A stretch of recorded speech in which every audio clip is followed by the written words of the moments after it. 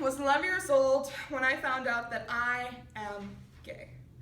Correction, my sexuality was a seed that was planted inside of me from the day I was born. It blossomed and bloomed till it was ready for me to see it and say it was beautiful. I put a word to a feeling, a little preteen inside of me finally felt like I had an answer. However, the word that gave me so much hope was said the same way you would say cancer, like it was a curse, a disease, like a disaster. The priest continued on saying that real love only happens between a man and a woman. 5 years later, and apparently the warm, welcoming glow I feel in my heart when I look at my girlfriend isn't love, but it is my best friend looks at her boyfriend. Silent tears trickled down my cheeks that day as I shoved my real self to the back of my brain. I took an axe and chopped off the colorful queer flowers that grew from the tree inside of me because maybe if I don't think about it, it won't be true. I was 12 when I painted a mask of normality on my face to hide the rainbow that was shining underneath. And even though the mask was cracked, no one seemed to notice after I agreed that the blonde-haired boy in the corner of the room was cute. My eyes drifted to the opposite direction to a girl whose eyes were like glittering emeralds and hair like the setting sun, thinking she is cuter than he will ever be.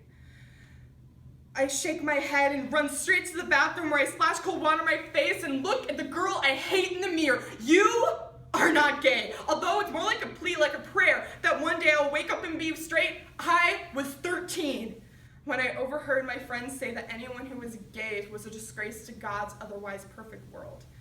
Comments like those pushed me deeper and deeper into a closet I didn't even know I was in. The ironic thing is that my closet barely has enough room for my clothes, but I found myself hung out to dry with a rope in my neck that grew tighter and tighter with each passing day. I always wondered why there were so many skeletons in my closet, but only now do I realize that my neighbors were the fallen angels who were tormented and ridiculed for who they loved, and you wondered why I stayed in my enclosed space for so long. I was 14 when I faced the rainbow. No, this does not make me any different from the girl you already know as me. What do I have to do to make you see that I'm serious? Because I am a lesbian, tattooed on my forehead. So my relatives will stop asking me if I have a boyfriend yet, and my peers will stop interrogating me on how hot I rate some boy on a scale of 1 to 10. I picked up the broken pieces of myself that day and glued them back together. But really, once something is broken, it really isn't ever whole again. I was 15 when I got shoved in the hallway for holding hands with my girlfriend.